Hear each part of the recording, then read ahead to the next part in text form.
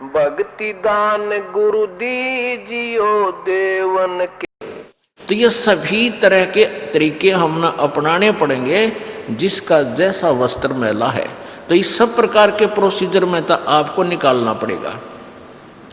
तो सब प्रकार का मैल आपका छुटवाना है। जब ये सब छूट जाएगा तो आपको परमात्मा की एक बात रोज खटक जाया करेगी। आपको नित्यनेम करने को दिया है, उसके अंदर वो मार्मिक शब्द हैं, अगर ध्यान से सुन लो तो रोज पोचा सा लग जाए आपके ऊपर। लेकिन हमने एक रूटीन बना लिया, यू करना ही है, उसकी रेल बना दे हैं, फटाफट फटाफट करके यूँ तो काम होया। चलो उसका भी लाभ अवश्य मिलेगा, लेकिन उसमें क्या लिखा है, उसका रह रहकर असर हो आत्मा पे, ताकि जागृति बनी रहे, बुराइयों से बच के रहे, भक्ति में श्रद्धा बढ़े। इसलिए वो नित्य नेम सुबह का और शाम का, दोपहर का आपको दिया गया है। तो ये जो बातें आपको सुनाई जाती हैं, इनका असर थोड़ी देर रहता है, क्योंकि काल प्रेशर बहुत ज़बरदस्त है। तीनों गुणों का दबाव इतना ज़बरदस्त है।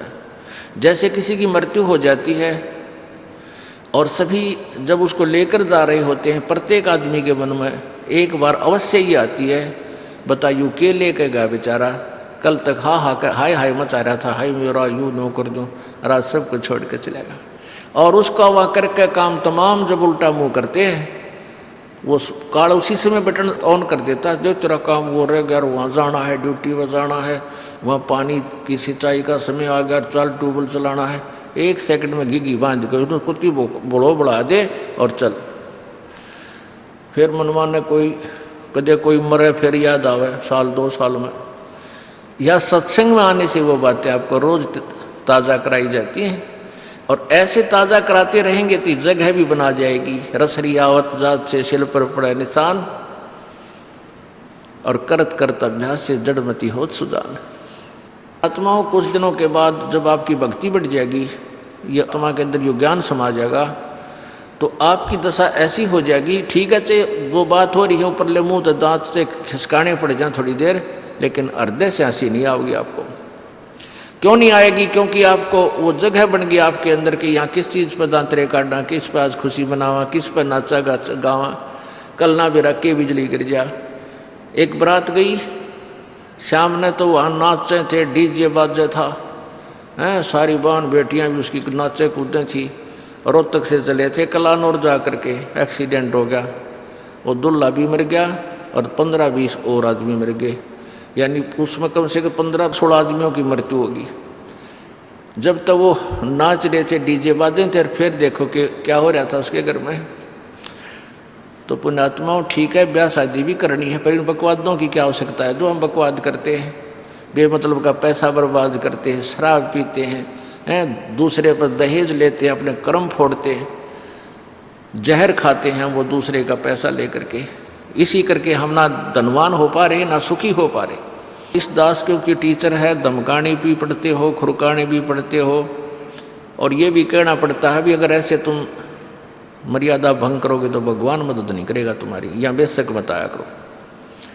चलो ये तो उन बच्चों को जो ज्ञान नहीं समझ रहे हैं, जिसने 6 महीने नाम लिए हुआ है, सत्संग भी कम सुन पाए हैं, उनसे गलती हो जाती है तो उनको तो खुरका धोखा का हम फिर सेट कर देते हैं, आगे से नहीं करोगे, आगे करोगे ऐसी क्रियाएं तो मालिक साथ नहीं देगा, आइयो चाहे मत आइयो, ये नियम है प्रभु का।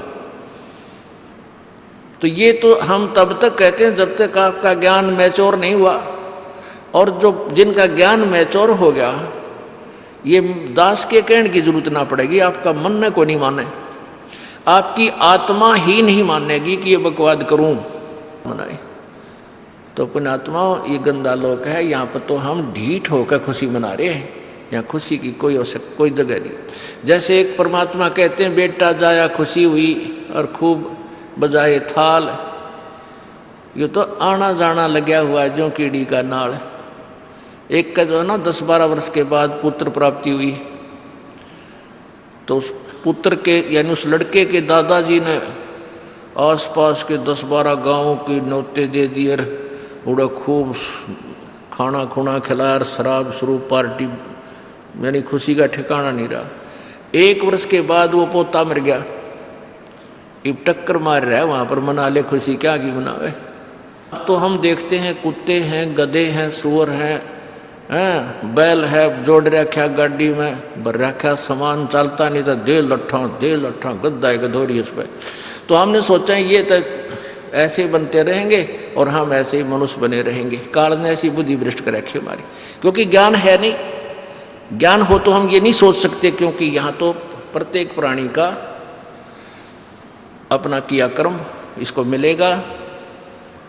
आज मनुष्य है, भक्ति ठीक की नहीं तो अगली योनियों, अन्य प्राणियों की योनियों में जाएगा ही जाएगा। तो फिर ये बातें, यहाँ का यो कष्ट, किसी की किसी का हाथ कट रहा, किसी की टांग कट गई, कोई अंधा हो रहा, किसी का बेटा मर गया, किसी की बेटी मर गई, एक परिवार में 2-2 3-3 इकट्ठे मृत्यु हो रही है। अब उस परिवार के स्थान पर आप अपने को सोचकर देखो जो जश्न मनाने की तैयारी में है, तो फिर ये बकवादें अब पलट जाएंगी। 90% जो हम वेस्ट करते हैं अपना समय इस पेट के लिए और इस संसारिक इन बकवादों को जोड़ने के लिए, ये 90% अपने आप शांत हो जाएगी। ना दहेज लेंगे ना देंगे। किसी के 2 कन्या हो जाती है, उसको नींद आनी बंद हो जाती है। ऐसा हमने अपने आप एक मकड़ी वाला जाल फैला के आप पे फंस बैठे उसमें, दहेज के चक्कर में, क्योंकि हमें ज्ञान नहीं। हम किसी से आज पैसा लेते हैं, अगले जन्म में वो पैसा वापस देना पड़ेगा। किसी ने मान ले किसी को दबाव देकर दहेज का पैसा ले लिया, या वैसे 2 नंबर के काम करते ले लिया, लेकर दिया नहीं, अगले जन्म में वो पूरा करना पड़ेगा। किसी का गधा बन कर देना पड़ेगा, किसी का भैंस बन कर देना पड़ेगा, और या फिर अगले जन्म में वो दामाद बन कर ले जाएगा, जिसको आज तुम दामाद बन कर ले रहे हो। तो इस पंगे में अनजान व्यक्ति दिया करे। परमात्मा ने जो आपको देना है वही देना है, आपके प्रारब्ध में लिख रखा है। उसमें आप अगर फेरबदल करने की चेष्टा करोगे, दूना दुख उठाओगे। फेरबदल भी परमात्मा ही कर सकता है। शास्त्र विद अनुसार साधना करने से आपके भाग्य में ना होगा वो पुण्य, और परमात्मा करवा कर या अपने कोटे से देकर आपको यहाँ होटल वाली सुविधाएं अवश्य देगा, पर अधिक नहीं मांगनी चाहिए। तो यहाँ परमात्मा कहते तुम तो बालक हो, बालक कति डरते नहीं, जरा से भी डर जब हो जब आपको ज्ञान हो, और ज्ञान हो सत्संग से। सत्संग मान का समय नहीं कि तो और बकवाद हो रही हो, देख लो दुनिया इकट्ठी हो जा। और यहाँ कितने भक्त आप आते हैं, जो आप आते हो बहुत महान और पुण्य आत्मा है, उनके पिछले संस्कार इतने ज़बरदस्त हैं कि उनको प्रेरित करके लाते हैं। परमात्मा की रजा होती है उनके ऊपर। तो ज्ञान रूपी ढाल आपको इसलिए दी जाती है कि अपना बचाव करो, और भक्ति मत छोड़ना चाहे कुछ भी हो। आप पुण्यात्माओं अपने घर के काम में, ठीक है, पति पत्नी बच्चे सब कोई कार्य करना है तो सब मिलकर सलाह बनाकर कर लें, बहुत अच्छा होता है। उसमें कोई हानि लाभ भी हो जाती है तो विशेष दुख नहीं होता। उसमें अवश्य राय एक दूसरे की लेकर काम कर लेना चाहिए। और जब आता आत्म कल्याण का समय, उसमें किसी की राय की आवश्यकता नहीं। मान लीजिए आपने नाम लेना है और आपका पति नाट्य है, तो नाट्य जागा। ये अपने जीवन का सौदा तुमने खुद सोचना होगा, इसमें किसी की राय की आवश्यकता नहीं। आपने नाम लेना, आपकी पत्नी मना करती है तो करण दे, इसमें किसी की सलाह लेने की जरूरत नहीं, चाहे कोई राजी रहे चाहे नाराज रहे। यदि मीराबाई उस समय ये सोचती कि तेरी माँ क्या कहेगी, तेरे पिता क्या कहेगा, ये समाज क्या कहेगा, तू मंदिरों में जाती है, क्योंकि उस समय ठाकुर समाज अपनी बहन बेटियों को घर से नहीं निकलने देते थे, पर्दों में रखते थे। लेकिन मीराबाई बालक नहीं रही थी, समझदार थी वह। उसको पता था कि आज तो मैं लोक लाज कर मैं आकर भक्ति नहीं करूँगी और फिर कुतिया बनकर बाजार में हांडूंगी, कोई मेरी इज्जत का रक्षक नहीं मिलेगा।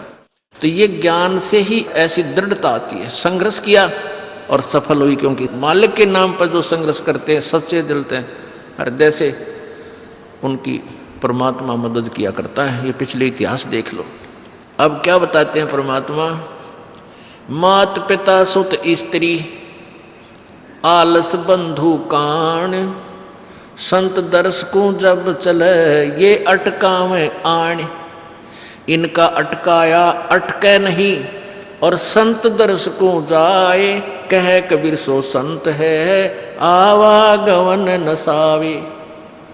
इनका अटकाया अटके नहीं, और संत दर्शकों जाए यानी सत्संग में अवश्य जावे, कह कबीर सो संत है आवागमन नसाए, उसका कल्याण होगा। आज मीराबाई जी का कितनी श्रद्धा और आदर के साथ नाम लिया जाता है, और यदि वो उसी तरह की क्रियाएं करती जो उस समय की बहन बेटियां लोग लाज में फंस का अपना जीवन बर्बाद करगी, आज वो कुतिया बनी आंडे।